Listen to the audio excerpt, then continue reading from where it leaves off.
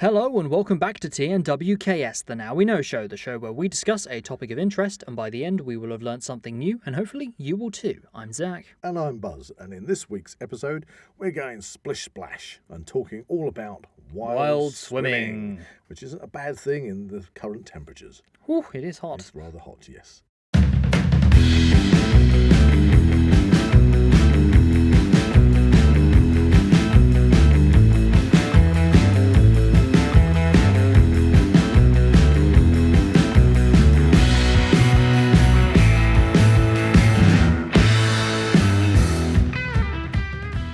If you enjoy the Now We Know show podcast, support Zak Wylde Productions on Patreon or join our members on YouTube for early access, ad-free content and exclusive episodes.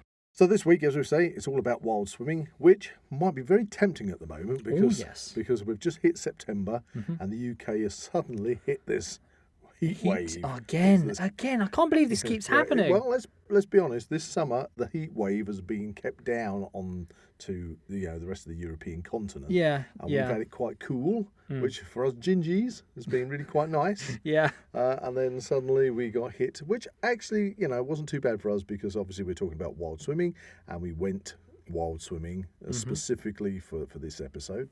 But now, yes, we reside in this heat zone. It's topping around 30 degrees. I just want to get back in the water. Yeah. That's what I want to do. So anybody who's interested in wild swimming, we're going to tell you all about that. But first, we have our new segment. I'm excited. Yes, which is known as Weird and Wonderful.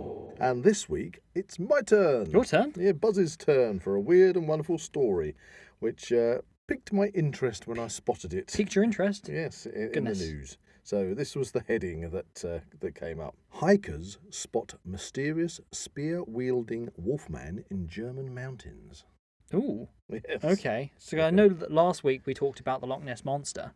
We did. And, in fact, I think in the news they had some revelation from that monster hunt where they've actually got some very compelling video and photographic evidence. Wow, of the Loch Ness Monster? Of the Loch Ness Monster. Oh, wow, because they did conduct a research on that, I don't think the video has been released yet. Ooh, I'm excited. They did put out a couple of photos which are a bit ambiguous, look like a couple of rocks, but if you look at the couple of rocks, there might be something just behind the rocks. But spear-wielding wolfman. Yeah. Well, look. I don't no good for the actual listeners, but there's a picture which the tourists took in the German mountains. Okay, I'm a bit sceptical there.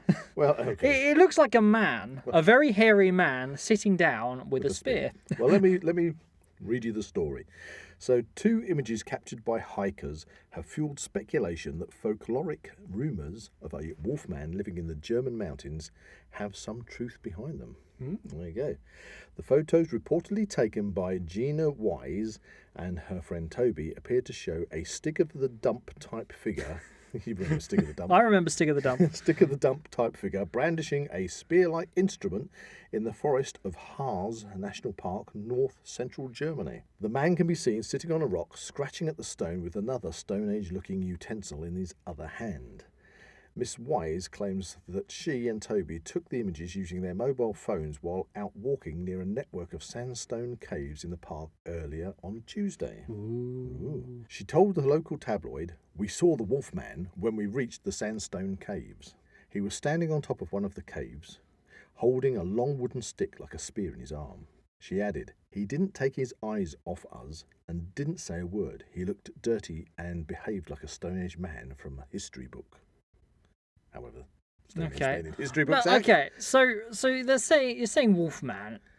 To me, that doesn't look like a werewolf, really. There you go. Are they saying wolf-like man? Because he's hairy. Headline catching, isn't it? I don't think he's a werewolf. Yeah. Well, anyway, the encounter with the strange figure reportedly lasted for about 10 minutes before Miss Weiss and Toby moved on. Okay, that's interesting because most of these spontaneous encounters, they're very brief. It's I've seen a blurred photograph. I've seen something very like hidden in some trees making a gurgly noise or something, and then somebody runs away. On this occasion, they actually got photographs of a Stone Age looking man. And they say this encounter lasted around 10 minutes. Yes. And Interesting. So the local tabloid reports that the man, or similar figures have been occasionally spotted in the area going back to at least 2015. Ooh. Local authorities are also thought to have sometimes found evidence of campfires being set in the woods, as well as rudimentary dwelling spaces. Oh, that's just wild campers. It's the wild Bush campers. Not the bushcrafting. bushcrafters, we leave no trace, it's the wild campers. Okay. Okay. Such stories are not uncommon in Germany, where large forests frequently yield unconfirmed stories of hermits living off the land. And there we go. One such tale turned out to be true when in 2007 an American man was found living in a hut in the Eifel, a mountain range in West Germany, where he also turned out to be cultivating a small amount of marijuana. Oh, okay. And that's where our story ends. But there are photographs of the spear-wielding wolfman. To me, that picture did not He looked a bit, he's a werewolf. No, he's not a werewolf. He looked a bit more. He's like just a hairy dude. He looked a bit more like a. Looks like you. Something. Like a Stone Age Neanderthal with a spear. You know. So when you're out there trekking in the forests of Germany, be careful. Be careful. There might be a spear-wielding werewolf bushcrafter somewhere out there. So that's it. That's for this week's Weird and Wonderful. I really enjoyed that. There you go. Really enjoyed that. Right, so on to our main topic. Yes. Wild swimming. Wild swimming. I really enjoy wild swimming. Yes, or as our good friend Chaz would say, swimming. Well, I think he brought the same question up in the wild camping episode. I love you, Chaz. You know, you're fun. So, I mean, so swimming is swimming wherever you swim, but let's put it into context. So, wild swimming is basically when you're not going to a municipal swimming pool. Yeah, somewhere that has been built for the purpose of swimming. Swimming. So, you're out in a Lido or swimming pool or wherever, and you're actually paying for the facilities, and it's all full of chlorine. Instead, what you're doing is you're going out into the countryside and you're swimming in a river or in the sea or in a lake, somewhere, or if you're in Scotland, somewhere wild. Somewhere wild, exactly. And you get a lot of people, obviously, especially in the UK over the summertime. People go swimming and they haven't got any experience, and they go and have serious accidents. And it's always on the news during the summer. And of course, the sad thing in the UK, it's really sad when somebody loses their life because they've drowned, because they've gone into deep water and they've suddenly become cold, and then basically their body's shut down. Yeah, because they don't know what they're doing. Yeah, so they're on the bank, and especially like in weather like this, it's really hot. It's it's so hot, I'm just going to plunge in and suddenly find... Plunge in, I want to swim over to the other side, straight across the middle of the pond. And of course what happens is they don't realise that the water temperature is so much less than the temperature outside. Yeah. And as soon as they hit the middle... the muscles cramp up. Yeah, and then... they can't move. Unfortunately, that's how it goes. And there is also another thing that happens. People love to dive in where there are waterfalls or weirs and places like that. And that is, again, very dangerous. Very dangerous, because you get all the oxygen is being knocked out of the water. So you sink. And you sink, the buoyancy disappears. So as you swim towards that zone, you can suddenly lose your buoyancy and get caught into that under drag. And then, so that's it. If you're not strong enough. If you're not a strong swimmer, or you can't hold your breath and relax and not panic and just swim your way out. Because again, that is going to come up when it comes to the coastal wild swimming. Yeah, definitely. Especially with like riptides and things. People panic, and that's how they lose all their energy. Again, the thing with a riptide, anybody listening can add to this, but the thing is, if you get caught in a riptide, the riptides generally drag you out away from the beach. Yeah. To a certain distance. And to the unseasoned swimmer, you're going to want to fight it. Oh, I'm going a bit far now. I need to fight my way back through it. But no, just go with it. Go with it. Because normally what happens is it will dissipate. It'll dissipate, and then it just sort of it just drifts out, doesn't it? Yes. And so you need to swim wide around it to get back into shore. That's very true. So just relax. But that's we're going to come to equipment and everything else to make your whole experience safer and more enjoyable. Yeah. So, what should you have if you're wild swimming? Well, firstly, obviously, you should be a competent swimmer. You should be competent, confident, be able to deal with situations, unforeseen situations and things. Precisely. People get a bit nervous when they're going into, for example, rivers and things where the water isn't necessarily clear. Yeah. Because we've swum in crystal clear rivers. Okay, so we've been in rivers which you can see the bottom, and you can see all the weed beds and everything else, and we've swum through the weed beds and things, and people panic because they think that they're going to get tangled up in weed. And of course, if you're swimming in rivers which are very silty and you can't see what's in there. People sort of have their imagination gets a bit worried that they're going to get tangled up in weed and things like that, and that can cause a bit of an issue. But if you're there and you're going into your river or you're going into your lake, you should also make sure that wherever your entry point is, that further downstream, if it's a river obviously, that you can get out. Yeah. You don't want to find yourself stuck in a situation where you have to then turn around, fight the current to get out because you haven't got a point to get out. So you need to plan your trip. And there are an awful lot of wild swimming societies around. You could probably do Google. Groups. That's probably the safest way to do wild swimming, is to do it with a friend or with a group of people that are seasoned. Certainly, unless you are a seasoned wild swimmer, I would not recommend you go out and swim by yourself. Definitely not. Always take somebody with you. And just in case the unforeseen happens and you get into a bit of a pickle. And also make sure that people know where you're going. Yeah. Yeah, and when you're expected to come back. All those kind of things that are very useful just to cover the safety part of it. But we usually swim as a group of 2 or 3. Yeah. And on this occasion, we went away as a group of 3. Now, as I say, we've swum lakes and we've swum rivers and even reservoirs we've done. Some of them can be a bit peculiar because in the UK, that's the thing I was going to mention earlier. As soon as there are accidents, then all the no swimming signs go up. Yes. Everybody has a panic. All the local authorities have a panic, and they just want to ban everybody from swimming anywhere. Precisely, because they don't want the hassle. Which is a real... It's a shame. It's a shame. And we actually saw one the other day, didn't we, on the local news where somebody was river swimming, but they were swimming in rivers that were very shallow. Yeah. So they were kind of using their arms to pull themselves on the bottom. Because Right. They were snorkelling in the river. Oh, that's it. Yeah. Which we've done that as well, haven't we? Over at Thetford, there was a lovely, really clear river there. Oh, that was lovely. Couldn't really swim in it, but you could pull yourself. Crawl. Yeah, cool. River crawling? River crawling, maybe. But once we got upstream, about a mile, then we just let the current bring us back. That was such an interesting thing because it was quite a lot to kind of get up, pull yourself upstream, and then as soon as you head back, it's like, what? I've done that in half the time. Just push yourself off and just let the current take you. Just drift down. It's just like this little rocket, and all the fish are swimming around you. And It's brilliant. And that's the thing, you don't get that kind of all the interaction you get with nature. You don't get obviously in the swimming pool. Mm-hmm. For me, I don't mind swimming in a swimming pool, but I have a bad reaction with chlorine if it goes up my nose, and I can't stand wearing nose clips. Yeah. And I love swimming under the water, and I get chlorine up my nose, and I kind of get like a cold for about 2 or 3 days after swimming in a public swimming pool, which is never sort of fun, But I've never had that while swimming. So whether I'm in the sea, whether I'm in a river, never had that. It's always just the chlorine. So for me, the freedom of swimming, wild swimming, is just glorious. And of course, you could be up in the mountains. Yeah. You can be. We went down to a place in Cornwall, didn't we, for this trip, episode, and we passed a place called Castle Drogo. Yes, that is a flashback and a half. Yeah, a few years ago we went to Castle Drogo, and we swum down there, and they've got an old Victorian salmon ladder. That was amazing. Which I think it consisted of about 3 or 4 pools. Yes. Which they kind of looked and felt a bit like a jacuzzi. Yeah, like the river crystal clear, probably about, well, it varies in the depth, but I'd say a good sort of 6 to 8 feet deep. Yeah, on the side we got in, top side, it was a lot shallower than on the far side, which was kind of opposite to the footpath. It became a lot deeper.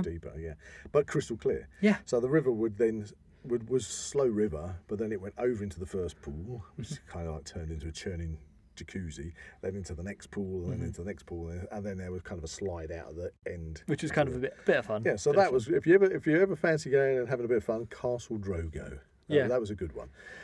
But this time we thought, right, what we're going to do is we're going to do some coastal wild swimming.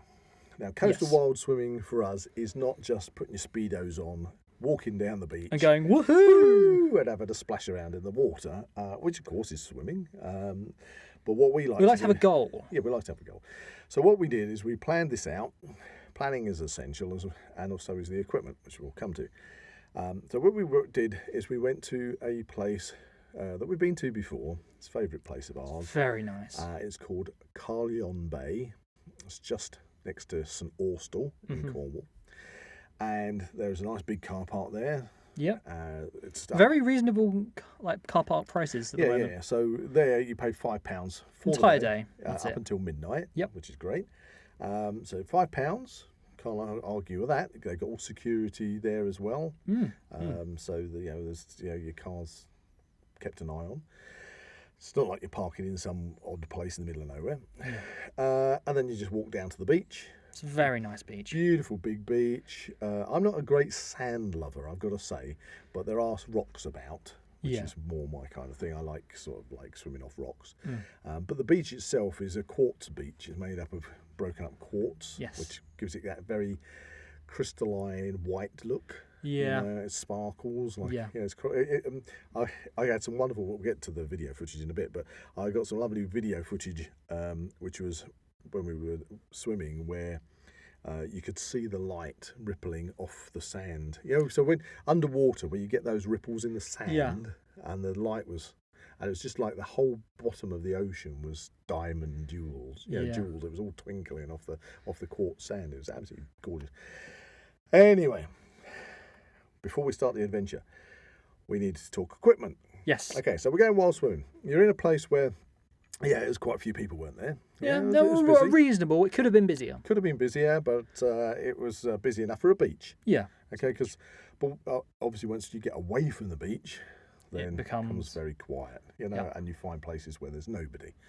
But the beach is quite busy. And in this situation, we were kind of self-contained. Yeah. All our stuff that we took down to the beach, we were having on us the entire time. What we wanted to make sure was that we didn't have a beach base, because we weren't going to be coming back to the beach. No. We were basically leaving the beach and never to return to that beach that day. So how do you carry all your gear? Well, firstly, if you're going to spend hours in the sea, you need a wetsuit. You're not going to get away with it. You need a wetsuit, because otherwise you are going to get such a chill. And we are not going to say get a thin wetsuit. We are talking a good wetsuit. I mean, my wetsuit is a 3mm. 3mm, I get on with a 3mm. And Very Tina, who was with us, she has a 5mm, which for me is a bit thick for me. Yeah, you were showing me that earlier, and I thought, wow, that is very thick. Very thick. She loves it. Of course. She's always going on about a 5mm wetsuit. Because and that's the thing, when you put a wetsuit on and you go into the sea, it's like a layer of buoyancy almost. What it does is you have this very thin layer of water between your body and the wetsuit itself, which warms up from your body. Yeah.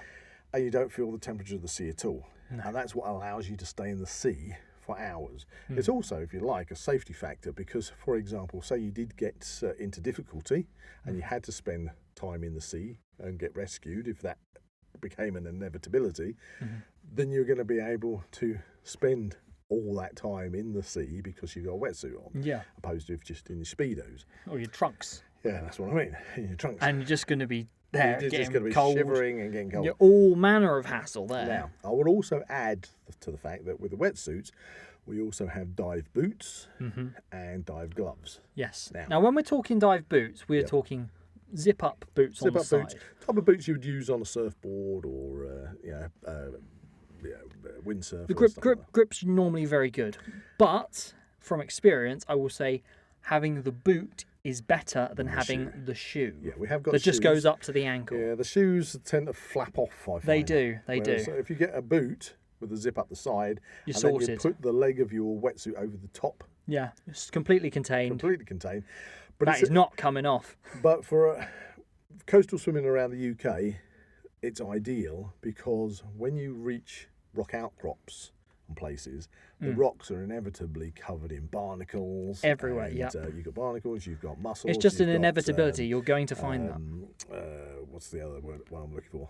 Limpets? Limpets, that's it. So you've got all these, but they're very sharp. Yes. But if you get your gloves on and you got your boots on, you can clamber all over the rocks. You become that much more versatile. Yeah, because it's just nothing bothers you. Yeah. Your hands and feet stay lovely and warm. Yes. Whereas if you've just got your wetsuit on, your feet get really cold, your hands get really cold, and you really notice it. When you've got your boots on, you've got gloves on.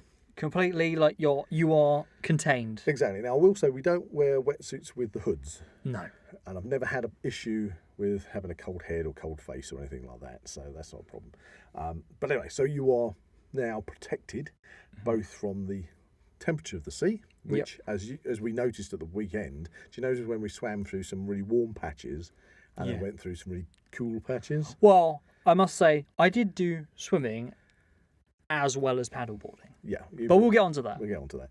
So you got your wetsuit, you got your boots, and you got your gloves. Yeah. And we snorkel, okay, because I like to explore That is fun. Honestly, that is really fun. I love to explore the undersea world of the big kelp forests. I would say there is a bit of a learning curve when getting into snorkeling. I did find that. But when you get the hang of it and you can do it just without thinking about it, it's a lot more fun. I mean, I learned to snorkel when I was a kid, and it's just a second nature to me. But not everybody gets on with it. Yeah. You know, I remember having a bit of trouble with it, but I got there eventually. Yeah, Tina uses one of those new full face masks. It's quite fun. It's like a full face mask which has a tube out the top where your forehead is. Yeah. She gets on with it great. She loves it. I couldn't wear it. I couldn't wear it because I've got a beard. Anybody who's familiar with the show and familiar with me, I have a beard. So even when I'm wearing a normal snorkel mask, my tash can create a little bit of leakage in the bottom of the mask. That was interesting. But the full face would mean. not work with me because it would be, my beard would be stuck in it. That was the thing. That must have been one of the first times I actually went snorkeling with my beard. Ah, right. Okay. So yeah, I think I noticed that, but I never connected the dots there. So that's really interesting that you say that. I mean, they've improved the snorkels over the years. Yeah. The snorkel I've got has got like a non-return valve in it, which means that when you dive under the water, the pipe fills up with water. As soon as you hit the surface, you just breathe out, and it just blows the excess water out. Yeah. Back in the old days, my snorkel just was a pipe. Yeah. It literally was a pipe. The new ones, when you dive, you can hear blub, blub, blub, blub, as the air comes out the pipe, and you know water is in the pipe, but it doesn't get as far as your mouth. Right. In the old days, the seawater used to come straight out to your mouth. And for those that are familiar or not familiar necessarily with a snorkel, you have a mouthpiece that goes in your mouth, and it has like a couple of protruding rubber bits on it that you bite between your teeth. Yes. To hold it in there. So in the old days, I just used to like put my tongue over the hole, stop the water coming in. That's a clever way of doing it. Block it up with my tongue. I never thought of that. As soon as you got the surface, really clever. a good exhale would blow the pipe clear. Yeah. So you blow it clear, and then a little breath in, just to make sure it's clear, in case you need to do a secondary puff. But the new snorkels, they're clear just so easy. They're brilliant. So I love those. And the thing with me in a normal mask is you inevitably end up at times having a steamed up mask. Yeah. So what I do with that is if I'm swimming on the surface and I'm looking down to the sea bed, I will just lift the mask away from my nose just a tiny bit, so water ingresses inside the mask, and then I can just literally move my head about and it will wash the inside of the mask. And this is while you're swimming? While I'm swimming, it just washes the inside of the mask, and then when I come up to the surface and lift my head up vertically and I'm out of the water, then I just lift the mask away from my nose again, and the water that's in there just literally trickles out straight away, and seal it up, and I'm clear as a bell and good to go. Yeah. So that's the little thing you need to do once in a while. But when you're swimming, it's kind of like you shouldn't be scared to get water in your mask. Yeah. You know? So practicing things like that, even just standing in the shallows and snorkeling in the shallows. If you've not snorkeled before, getting used to the equipment, used to the mask, used to how to clear it, taking it completely off while you're treading water, putting it back on again, then you're sorted, Well, now talking of being scared of things, now growing up we have done a lot of swimming around the coast, while swimming rivers and everything. One thing I have found is possibly on maybe a bit more kind of choppier days that I do feel a bit more cautious when I can't see the bottom. Right. Okay. Especially when I was younger. Yeah. Well, that's only understandable. And I think that is because I don't want a massive mouth, be it a whale, shark, whatever. I don't want to be swallowed by anything. A basking shark coming past. I don't want to be fully swallowed. That's your mind getting carried away. I know. Godzilla. It's Godzilla coming back to the fore. I think you watch too many Meg movies and things like that. I do. Yeah, I do. But, I mean, there's another one called The Black Demon, I think, that looks The interesting. Shallows, Jaws. I mean, things like Jaws. Yeah, it gets into your mind. I think it. So when you get away from the shallows and you get into the deeper water, and you got say 40 to 60 feet deep below you, especially if the water's a bit silty. So it's been churned up a little bit and you're losing your visibility. You can have those moments when you're just looking and your vision is going about 20 feet and then it just dissipates into nothingness. And then if you let your mind get carried away, that suddenly you're going to have this big shark's head come zooming out of the murk at you. Well, that's why I have a diving knife. Yeah, well, the diving knife is a diving knife. It may sound a bit extreme. No, it's but not it does have its use. You are quite legally allowed to carry a diving knife, and a diving knife we've used before because we have found loads of fishing tackle, nets, things like that tangled up. Even in the seaweed, you can get a bit tangled sometimes. Well, I've not really had that issue, but my point is when you have old tackle that is lying around, we've cut that free and taken it with us, so that we could dump it once we get back to shore. But a diving knife is there. It's a versatile tool that you can't necessarily imagine what you're going to use it for. I think you're not going to be fighting off sharks every which way. Off sharks, but it is a useful tool. It is. Well, that's what it is. It's a tool. But you never know. You never know. Sometimes people have come across birds and things which are caught in nets. Yeah. And they've been able to, simply because they've had a diving knife, they've been able to release them. So precisely. Anyway, whole manner of uses. Diving knife is a matter of choice when it comes to equipment. Yeah. But the other essential piece of equipment, we haven't talked about this yet. And all those wild swimmers that might be listening to this is saying, why haven't you mentioned this? But it is the most essential piece. Whether you are deciding to go wild swimming with or without a wetsuit, you need a drag float. Yes. Drag float is a must. And drag float is basically, it's about 1.5 foot long, inflatable bag, which is bright orange or bright green or bright pink or whatever colour you like. And it means that when you are swimming in the water, especially like if you're wearing a wetsuit, you become very seal-like and very camouflage. And if you are anywhere on the coast especially, or in lakes, maybe in Cumbria, for example, where you've got lots of boats on the lakes and things. Yeah, or jet skis. Yeah, jet skis. We saw jet skis at the weekend. Jet skis, especially along the coast, they can see you if you've got a drag float. Yeah, and even especially if you're under the water. Yeah, obviously if you want to dive deep under the water, you're going to have to take your drag float off at moments and pass it to a partner so you can dive deeper, because you're not going to dive against the pull of your drag float. Of course not, no. However, I purchased a dry bag drag float, which was great. Now, this is where we go back to what you're saying about we didn't make a base on the beach, because our adventure... So let's talk about our adventure. What we decided to do was park up at Carlyon Bay, and then we were coastal swimming all the way down to a place called Charlestown, where they film Poldark, and they have a lot of the tall ships in with the rigging and the old-fashioned ships.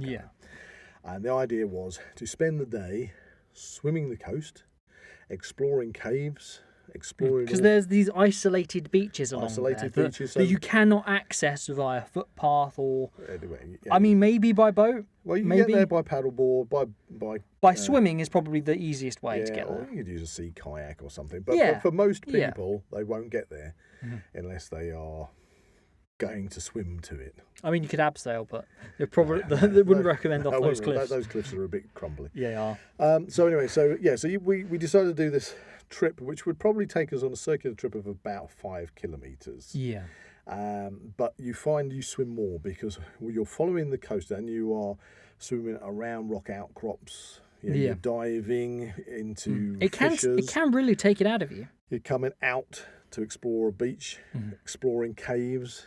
Depending on where the tide is, some caves can be underwater because we've swum deep into caves before. On other occasions, we've walked into caves before because the tide's out. Precisely. So we needed to be mobile, which meant that going to the beach with your wetsuits, with your drag floats. On this occasion, you had your big drag float. I did, which was my paddleboard. Which is paddleboard.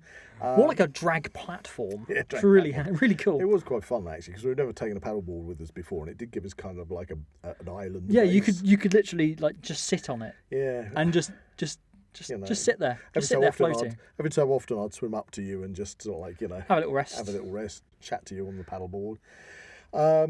So we were doing this trip, and then in order to do that, of course, you've got things like mobile phone.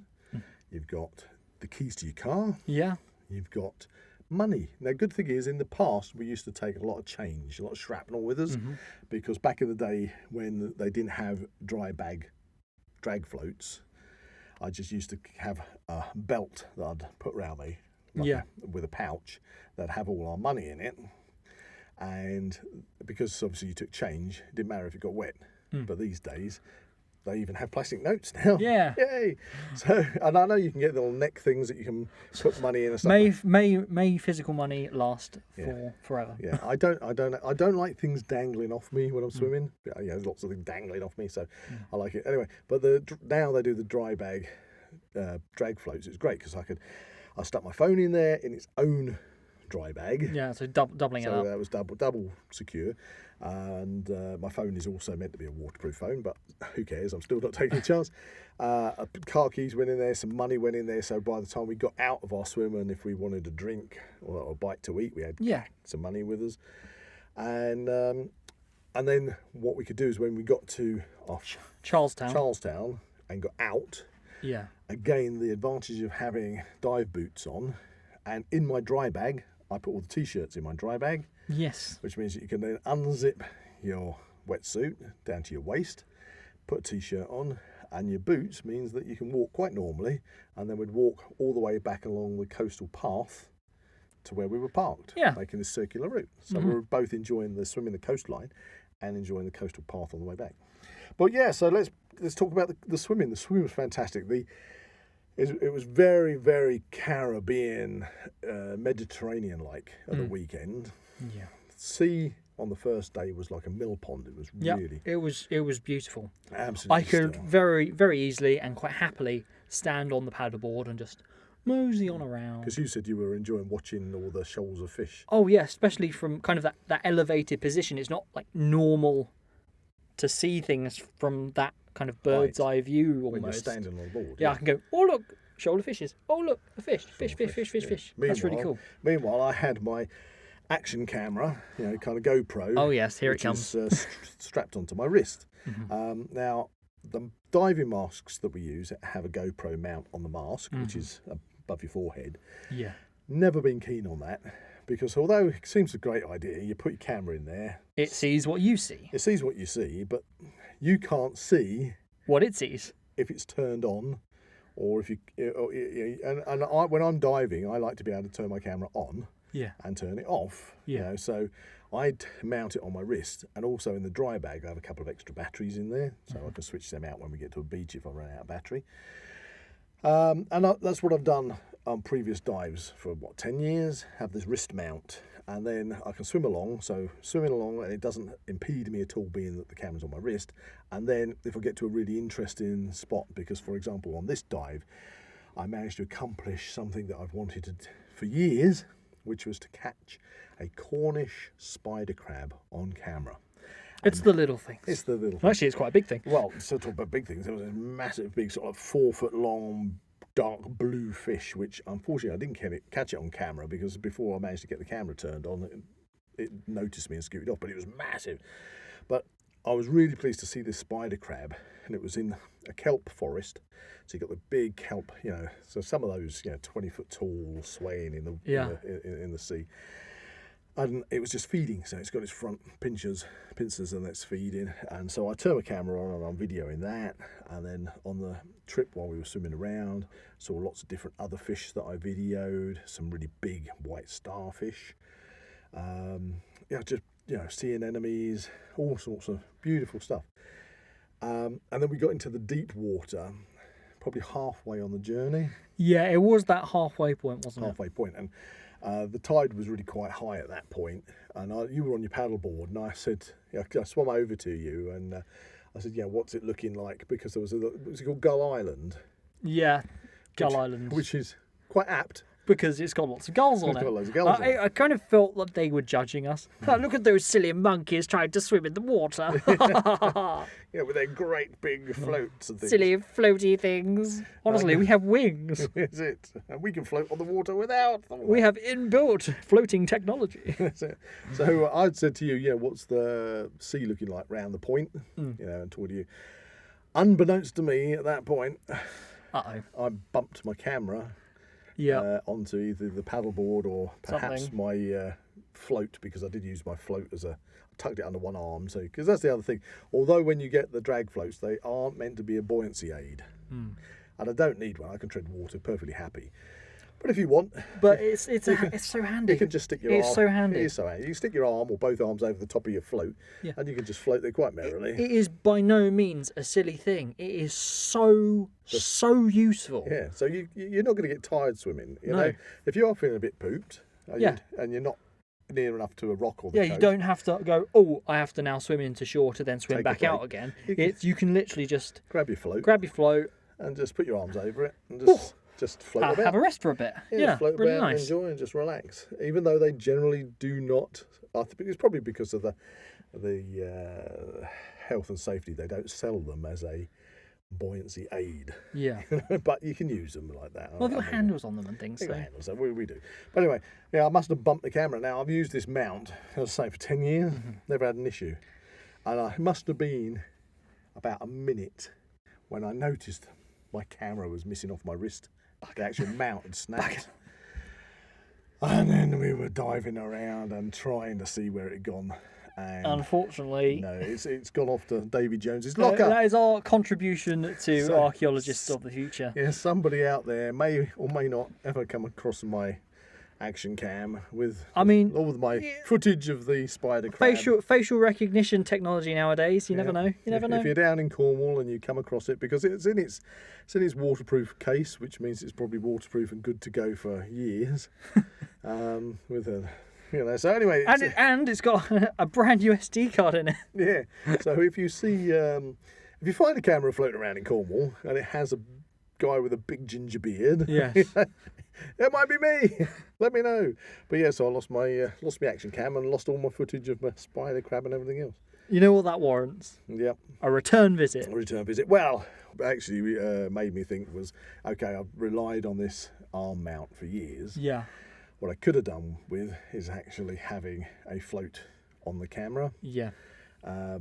I never expected it to come off. Yeah. I've never had this issue before. Maybe a thing would be to replace it every few years as a fundamental kind of just as a good practice. I do check my gear and it all seemed fine, but half the mount was still on my wrist. Yeah. And it just cracked off. So unfortunately, that was the thing. The expensive half is now somewhere in the sea.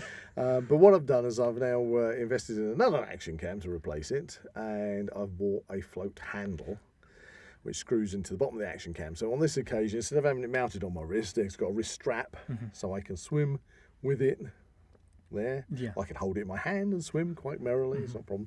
But it's like a handle. But if you let go of it, it floats to the surface, and it has an orange handle tip. So when it is floating on the surface, is it still attached to you?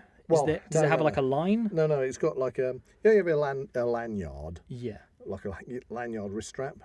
Right. That goes to the bottom of the handle. So you can hold the float like a handle, like a camera arm, if you like, and then point your camera wherever you want it, and then let go of it, and it will float, but it's attached to your wrist by the lanyard. Right. But if it comes off, it just floats to the surface. And bright orange. And its float is very bright and orange, so you'll be able to see it. So I'll be able to see it. Because we were searching for 5-10 minutes. Yeah, I think with no success. I actually think that there probably wasn't enough air in the waterproof case to keep it buoyant enough. Yeah.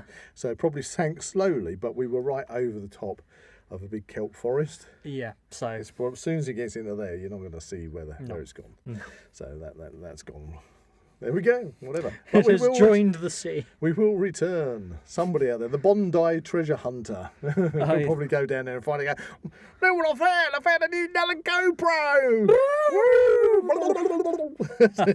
If you ever watched the Bondi treasure hunter, you'll know what I mean. Great guy. So if you do go down there, Bondi treasure hunter, can you please get me my camera? Yeah, please. Pretty please.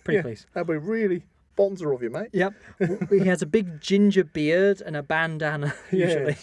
Yeah, so there you go. All you need to do is find the footage. That'll be me. And send it to the Now We Know Show podcast. Anyway, carrying on with our adventure. So we swam. We saw fantastic undersea sights. We came out onto beautiful secluded beaches. Yeah. Searched all these different caves. Yeah. I mean, they were pretty deep. They went in a long way. Yeah. Saw a couple of other people. Got to this lovely secluded beach where a big leisure boat came in. Oh, that was quite funny. It was like something out of Jurassic Park 2. Yeah. They just sort of pulled in. It was just us in the caves and this boat that was just floating there. And I think they got off on a couple of paddle boards, didn't they, as well?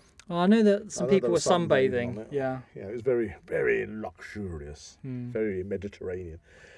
And then obviously after the camera incident, we swam round past Gull Island.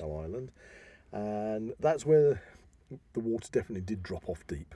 Yeah. So you went right up kind of to the cliff, where the water was up to the cliff, and where you had the kelp forests, as I like to call them. So again, lots of fish. You saw some lovely little shoals of fish, and there was kind of a really long, thin, pencil-thin blue fish with like a trumpet nose. Was this the big fish? Separate fish? No, it was one of the ones you shouted to me and said you could see the shoals of fish. And you went, "There's a shoal of fish over there. There's a shoal of fish over there." Yeah. And this kind of shoal of fish came past. Obviously didn't have a camera. And then they were followed by this very thin blue fish, probably about a foot long, with a long trumpet-like nose. Wow. I wonder if we could find out what that was. I'm going to have to see if I can find it. If you know, listeners, please put a comment in there. So we worked our way around and then headed. By that time, we could see our goal. So we finished our swim, heading towards Charlestown. When we hit Charlestown Beach, that's when we got out. Yeah. Relax. So we had get a breather. We had a fantastic few hours coastal swimming, exploring. And I mean, it does take you that long. Honestly, it does. It takes you time. It's not a fight against the sea. It's you work with the sea. It's leisure. It's leisurely. Yeah, you're leisurely. You're not racing against anything. I'm not doing sort of like let's dive in at one end of Windermere and we're going to swim all the way down Windermere as fast as we can or anything. No, with me. It's supposed to be fun. Yes, leisurely, enjoyable. We like that. And we've also done spearfishing before because a little note on spearfishing. A few years ago we were down again along that coastline and a chap came down in his full wetsuit, again drag float this time with a flag on it, and he had a net bag, and he had his spear gun, and we spoke to him briefly, and until then I didn't even think about spearfishing. No. But it's perfectly legal. In the UK, you can go spearfishing. Essentially, it's an underwater slingshot. Yeah, and you're just catching sea fish as you would if you were fishing. Yeah. So, if you bag yourself a couple of mackerel or whatever it is, there you go. That's supper sorted. But, so we got to Charlestown. Beautiful place if you've never been there before. If you're lucky enough to get there when the tall ships are in, that's great.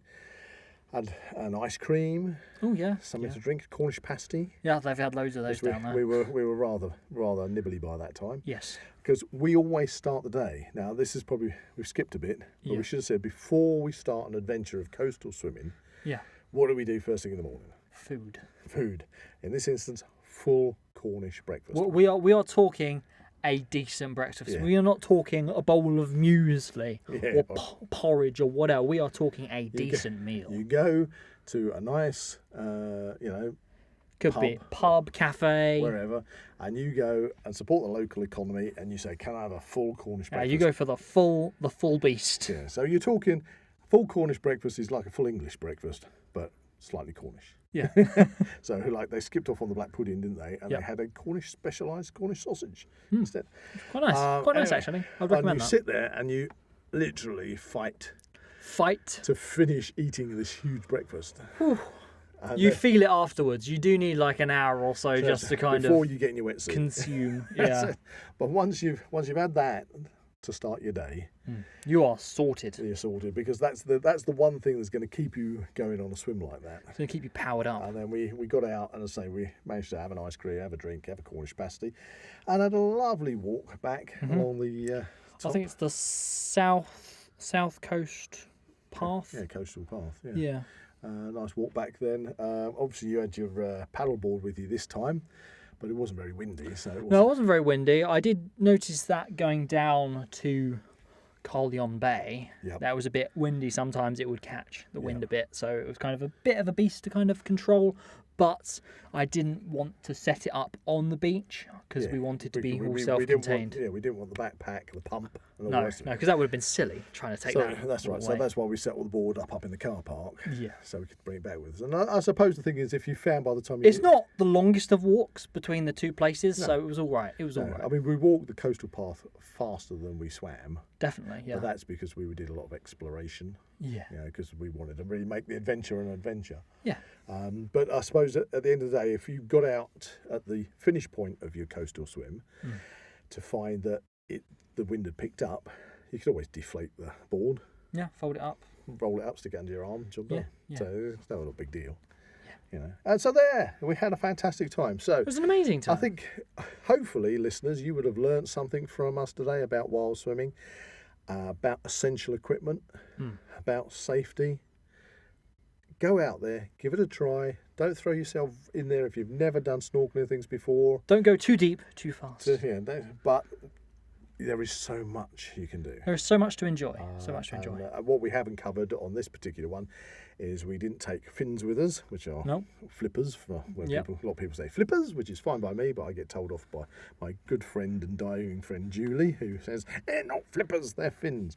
So you can take your fins with you, and you can take a weight belt to make you zero buoyancy, so you can literally dive deeper, swim faster. And then it's up to you if you want to add those accessories. Just quickly going back to like the freshwater swimming, a good advice is to actually drink like full fat Coke or a glass of wine afterwards. Red wine. Both for enjoyment, but it also helps your internal system. I don't know. I've got to say, I don't know the ins and outs. Well, the facts behind this. Yeah. But a lot of apparently over the years, I was told by other swimmers and things that if you are swimming, while swimming, then of course there's always the potential you can swallow some bacteria in the water. And I've known people that have swum in the Thames. Pretty probably, obviously, why they've got stomach upsets. I mean, I've done a similar thing quite nearby to us. I was swimming in a river, and I thought I was going to be able to step onto the base of the river. Yep. And it was obviously too deep at the time. Yep. And I basically swallowed a mouthful of icky water. Yep. And then I was ill for the next few days. Yeah, you were. I remember that was when you were a lot younger. Yeah. But since then, we've taken the advice of making sure that we have full fat, that's full sugar Coke, or you can get these little bottles of red wine. Yeah. Don't know if it works with white wine, but we were recommended red wine or Coke. So when you finish a river swim, drink that. Just enjoy it. And we've never, so far, by doing that, ever had any ill effects for stomach bugs. So that might be a nice tip to finish off with. Yes, I think so. And if nothing else, go for the full bottle of wine. But don't drive afterwards. Don't drive afterwards. No driving afterwards. But there we go. So wild swimming, fabulous. It's a wonderful thing. If you've never tried it, please give it a try. But hopefully we've expanded it more than maybe you've seen in the media, because a lot of the time in the media you just think of putting your swimming costume on, your drag float and your rubber swimming hat and swimming in a lake in a big long line of people. It can be a lot more fun than that. That's not saying that that's not fun, but we love getting out there and exploring those more remote places. You know, get up into the hills, up into the mountains where you've got secluded lakes. Yeah, places like that. Some place that you feel like nobody else is seeing. Just you can enjoy it for what it is. Exactly. So as long as you take safety first, check all your equipment, have a fantastic time. So before we leave, we're going to choose at random the next topic for our next Now We Know Show flashback exclusive episode for our patrons and YouTube members. If you've never listened to it, if you're a patron member or YouTube member, then you can listen to these. Yes, they are exclusive episodes for you. And they're flashbacks to previous episodes that we've done over the past year. We've done about 4 or 5 so far, so it's going to be interesting to see what we're going to pick at random this time. Yeah, well, I have got the random selecting hat, which is the Sherlock Holmes Deerstalker, which is full of previous topics from our previous episodes. I'm going to pull one out. Do you want to unwrap that one? Okie dokie. Let's see what the subject's going to be.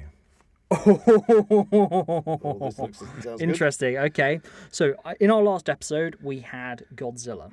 Okay. Oh, yes, we did. And we had a good time talking about that for a good 10-15 minutes. Yes. So the topic of the next one, which we're going to be recording and releasing subsequently for you exclusively for our YouTube and Patreon members, we're going to be talking all about Bigfoot. Oh, it's a Bigfoot flashback. It's a Bigfoot flashback. So look forward to that. And if you haven't already, join our patrons or become a YouTube member.